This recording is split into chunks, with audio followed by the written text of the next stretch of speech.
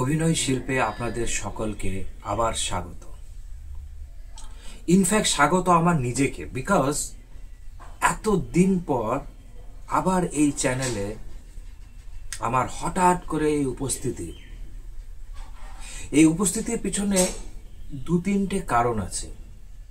এমনিতে আমি টেলিভিশনে খুব একটা চোখ রাখি না, যদিও সিনেমা ওয়েব সিরিজ সবসময় দেখতে থাকি, কিন্তু টেলিভিশনে আমার খুব একটা চোখ যায় না। এই হঠাৎ করে ডাইনিং টেবিলে বসে যখন আমার ফ্যামিলি মেম্বার্সরা কিছু টেলিভিশনে সিরিয়াল দেখে, তখন আমার মনে হলো যে এ তো দারুণ সুযোগ, আমার জন্য না, আপনাদের জন্য দারুণ সুযোগ। ইন দ্য সেন্স, আপনাদের কি মনে হয় যে টলিউডে ভীষণ কম্পিটিশন? এই চ্যানেলের বেশ কিছু ফলোয়ার্সরা এখন টেলিভিশনে ছোট বড় কাজ করছে দেখে আমার বেশ ভালো লাগছে। ওনারা নিজেদের প্রচেষ্টাতেই কাজ পেয়েছেন। আপনাদের মধ্যে যারা এখন টালিগঞ্জে ছোটাছুটি করছেন, যারা কাজ করছেন, তারা প্রত্যেকেই, তাদের কি মনে হচ্ছে যে ভীষণ কম্পিটিশন এই টলিউডে এই মুহূর্তে, নাকি ফাঁকা ময়দান, কোনটা? এটা নির্ভর করে আপনার উপর। It depends on you. কি টলিউডে এই মুহূর্তে খুব কম্পিটিশন, না টলিউডে এই মুহূর্তে ফাঁকা ময়দান? এটা আপনার উপর ডিপেন্ড করে। আপনি কে, আপনি কোন জাতের অভিনেতা, সেটার উপর নির্ভর করছে এই 2025-এ টলিউডে কম্পিটিশন কি নেই, নাকি খুব কম্পিটিশন। ভয়ানক ভয়ানক মিডিওক্রিটিতে ডুবে আছে আমাদের টলিউড। যারা কিছু সিনিয়র আর্টিস্ট আছেন, তারা নিঃসন্দেহে ভালো অভিনেতা, তারা নিঃসন্দেহে নতুন প্রচেষ্টা করছেন, তারা তাদের ক্যারেক্টার নিয়ে এক্সপেরিমেন্ট করছেন, এবং তারা এস্টাবলিশ আর্টিস্ট, ফলে তাদের সেই স্বাধীনতাটাও রয়েছে সেটে, যে আমি 3টে টেকের জায়গায় 4টে টেক নিয়ে নেই, কিন্তু বেশ শটটা আমি দেব। এই যে ভয়ানক মিডিওক্রিটির সময়ে আপনিও যদি মিডিওকার পারফরমেন্স করেন বা মিডিওকার পারফরমেন্স করার কথা ভাবেন, তাহলে আপনার জন্য ভয়ানক কম্পিটিশন। কারণ আপনার মতো সকলেই আছে। এবার আপনাদের থেকে যারা একটু বেশি ভালো দেখতে অথবা ডায়লগ ডেলিভারিতে, তারা আগে কাজ পাবেন। যাদের কাকা জ্যাঠা মামা ইন্ডাস্ট্রিতে রয়েছেন, তারা সবার আগে সুযোগ পাবেন। যদি আপনিও এই মিডিওক্রিটির শিকার হয়ে থাকেন। কিন্তু যদি আপনি একটু ডিফারেন্ট অভিনেতা হয়ে থাকেন, যদি আপনার পিটারাতে, আপনার ঝুলিতে যদি একটু আলাদা কিছু দেওয়ার মতো থাকে ইন্ডাস্ট্রিকে, দর্শককে, যদি আপনি এই মিডিওক্রিটি থেকে বেরিয়ে এসে, ভালো খারাপের কথা বলছি না, আপনি যদি মিডিওক্রিটি থেকে বেরিয়ে আসা সাহস করেন অ্যাজ অ্যান অ্যাক্টর, তাহলে আপনার জন্য কম্পিটিশন নেই, ফাঁকা ময়দান। আমি নতুন অভিনেতাদের কথা বলছি, কিন্তু আপনার মধ্যে যদি অরিজিনালিটি থাকে, আপনি যদি মৌলিক অভিনেতা হন, তাহলে আপনার জন্য কোনো কম্পিটিশন নেই, বা থাকলেও সেটা খুব সামান্য। আশ্চর্য হয়ে যাই যখন টেলিভিশনের সিরিয়ালসগুলো আমি শুনি, দেখি, প্রত্যেকটা মেয়েকেই আমার একই রকম লাগছে, প্রত্যেকটা ছেলেকে আমার একই রকম লাগছে। কি রে বাবা, একই রকম ভাবে কথা বলে, ওরা একই রকম ভাবে রিয়াকশন দেয়, এরকম রিয়াকশন, একই রকম অ্যাকশন, একই রকম ডায়লগ ডেলিভারি, একই রকম থ্রো। তো এই প্যারালাল মাইন্ডের আর্টিস্টদের মধ্যে, প্যারালাল মাইন্ডের প্রোডাকশনের মধ্যে আপনি যদি আনপ্যারালাল কিছু নিয়ে আসতে পারেন, হয়তো আপনার সুযোগ হতে পারে দেরিতে, হয়তো আপনাকে নিয়ে রিস্ক নেবে একটু লেটে, যেদিন নেবে, যে সময় নেবে, বাকি কথা দর্শক বলবে, বাকি কথা টিআরপি বলবে আপনারা কি করেছেন।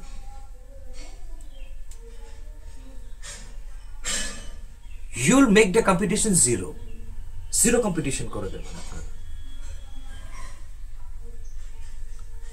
তো এই ভিডিওতে আমার এটা বলার ছিল, কম্পিটিশন আছে বা নেই সেটা ডিপেন্ড করে আপনার উপর।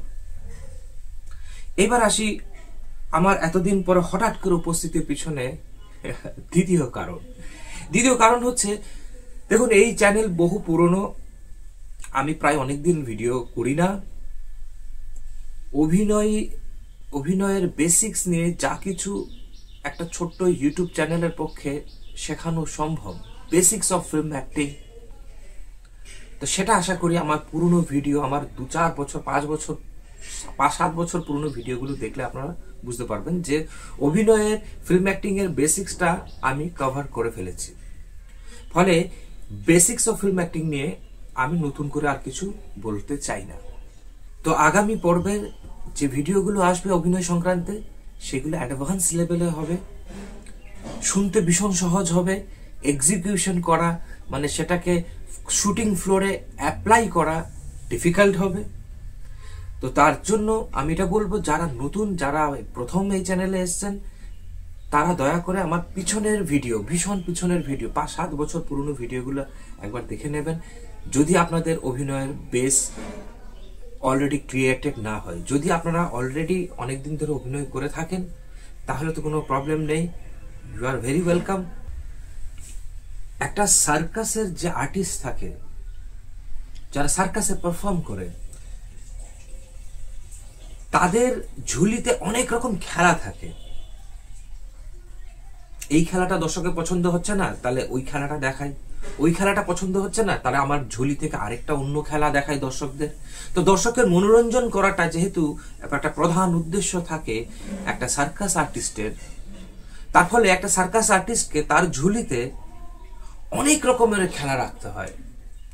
সে তার অনেক রকমের খেলার তার ঝুলিতে থাকা প্রয়োজন হয়। আর একটা ম্যাজিশিয়ানেরও তাই, তার ঝুলিতেও অনেক রকমের জাদু থাকতে হয় দর্শকের মনোরঞ্জনের জন্য।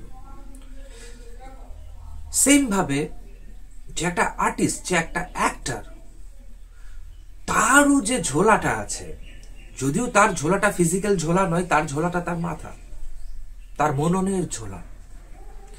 তো তার ঝোলাতেও যদি ডিফারেন্ট টাইপের আইটেমস থাকে, যে আইটেমসগুলো আপনাদেরকে সংগ্রহ করতে হবে বিভিন্ন জায়গা থেকে, বই থেকে, ওয়েব সিরিজ থেকে, পেন্টিং থেকে, গান থেকে, ইতিহাস থেকে, সমসাময়িক অন্যান্য দেশে কি রকম ধরনের শিল্প চর্চা হচ্ছে সেখান থেকে, ইভেন কি সোশ্যাল মিডিয়াতে বেশ কিছু ইনফ্লুয়েন্সারদের থেকেও, বিভিন্ন সোর্স, আপনি কোথা থেকে, আপনি কোন কোন জায়গা থেকে আপনার ঝোলাটাকে ভর্তি করবেন, আপনার ঝোলা ভরবেন অভিনয় অ্যাজ এন অ্যাক্টর, সেটার কোনো নির্দিষ্ট গণ্ডি নেই যে আপনাকে বই পড়েই অনেক রকম ঝোলাতে অনেক কিছু ভরতে হবে, বা আপনি একটা অ্যাক্টিং কোচের কাছ থেকেই সব রকমের আইটেম পেয়ে যাবেন, সেটা নয়। একটা আর্টিস্ট, একটা অ্যাক্টর, একটা অভিনেতারও অনেক রকমের কায়দা জানতে হয়, apart from dialogue delivery and acting. অনেক রকমের ম্যানারিজম, অনেক রকমের স্টাইল, যেটা আপনাকে এজ করে দেবে, যেটা আপনাকে এই প্যারালাল যারা মিডিওক্রিটি থেকে একটু ডিফারেন্ট কিছু জায়গায় নিয়ে যেতে পারে। আপনার পিটারাতে, আপনার ঝুলিতে আপনারা কিভাবে নতুন নতুন খেলা, নতুন নতুন কায়দা ভরে রাখতে পারেন, যাতে করে ডিরেক্টর যে সময় যেরকম রিকোয়ারমেন্ট, যাতে করে ক্যারেক্টার আপনার স্টোরি অনুযায়ী, ডিরেক্টরের টেম্পারমেন্ট অনুযায়ী, স্টোরি টেম্পারমেন্ট অনুযায়ী আপনার যে সময় যে ধরনের খেলা আপনাকে খেলতে হবে, আপনারা যাতে সেই ধরনের খেলা খেলতে পারেন শুটিং ফ্লোরে with truthful acting. In film acting is not acting. আমার এই যে কথা, সার্কাস আর্টিস্টের সাথে একটা ফিল্ম অ্যাক্টরের যে আমি তুলনা করে ফেললাম, হয়, এটি তুলনা করা হয়েছে, করা যায়। কারণ দুজনেরই যে সর্বপ্রথম উদ্দেশ্য হচ্ছে দর্শকের মনোরঞ্জন। এবার একটা সার্কাস আর্টিস্টের বিভিন্ন রকম খেলার তার যে প্রসেসটা ডিফারেন্ট, এবং একটা ফিল্ম অ্যাক্টর